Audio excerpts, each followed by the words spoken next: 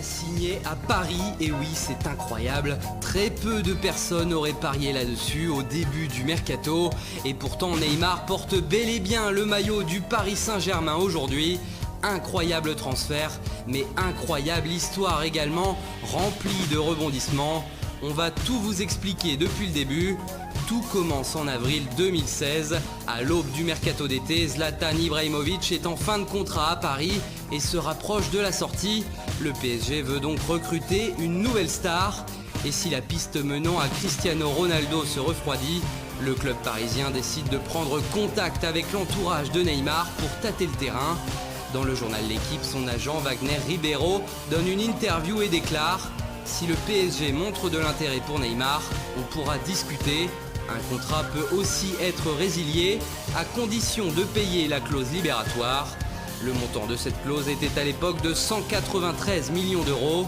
À la suite de ses premiers contacts, une rencontre a lieu entre le père de Neymar, l'agent du joueur, et l'ex-directeur sportif du PSG, Olivier Létang. 1er juillet 2016, le dossier est déjà clos.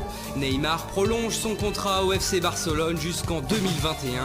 Sa clause libératoire augmente en conséquence. Elle s'élève désormais à 222 millions d'euros. Un prix a priori inaccessible pour n'importe quel club. Septembre 2016, l'agent de Neymar, Wagner Ribeiro, prend une nouvelle fois la parole, cette fois-ci à la télévision brésilienne. Oui, Neymar était proche de rejoindre le PSG cet été. Le club était prêt à payer sa clause libératoire, mais il a prolongé au Barça parce qu'il voulait rester à Barcelone. Une déclaration qui n'a pas laissé le PSG de marbre. Le club décide donc de répondre dans la presse. C'est top scène. Neymar s'est servi de nous pour faire monter les enchères avec Barcelone. Presque un an plus tard, alors que le mercato d'été 2017 bat son plein, le journaliste brésilien de Esporte Interativo, Marcelo Bechler, débarque de nulle part et annonce sur son compte Twitter que Neymar s'est proposé au PSG et que Paris va payer sa clause libératoire. Son média affiche déjà le Brésilien sous les couleurs du PSG qui peut acheter un joueur à 222 millions d'euros aujourd'hui. 2 jours plus tard, Neymar accorde une interview au site goal.com et explique qu'il est heureux à Barcelone. Des propos certainement orchestrés par le club barcelonais qui tente d'éteindre l'incendie.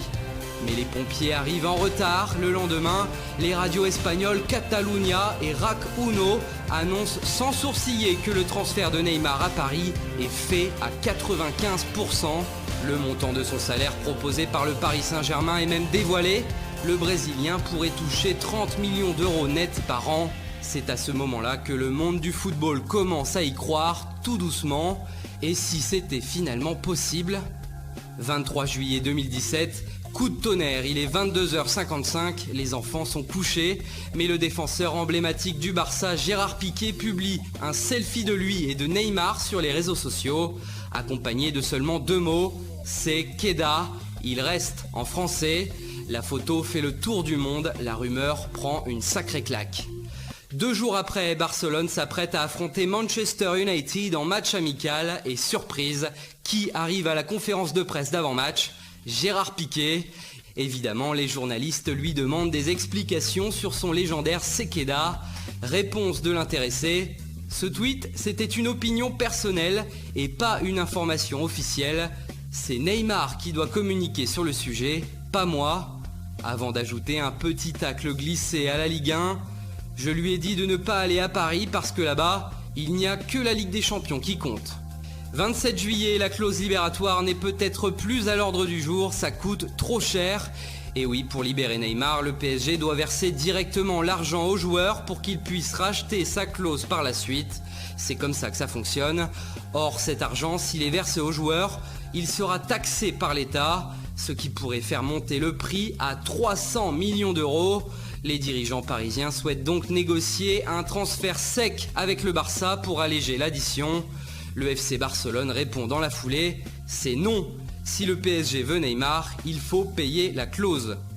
Le lendemain, à l'entraînement du FC Barcelone, Neymar se chauffe avec la nouvelle recrue Nelson Semedo, prêt à en venir aux mains. Les images sont captées par les chaînes de télévision et font le tour du web en quelques minutes. La tension monte. 31 juillet, alors que la rumeur enflamme encore et toujours la planète foot, Neymar, lui, a quitté ses coéquipiers barcelonais et se retrouve en Chine dans le cadre d'une opération commerciale. 1er août, son avion de retour est suivi en direct sur les réseaux sociaux. C'est la folie. Où va-t-il atterrir? À Paris, au Brésil, à Mulhouse? Le joueur s'en amuse et publie une vidéo dans le plus grand des calmes où il se localise aux Émirats Arabes Unis. Les médias s'emballent, que fait-il là-bas? Il est tout simplement en escale en attendant son prochain vol qui l'amènera à Barcelone. Les supporters parisiens tremblent. Pourquoi Neymar retourne là-bas? Et on va le savoir très vite. Mercredi 2 août, c'est la folle journée qui sera décisive pour le transfert le plus cher de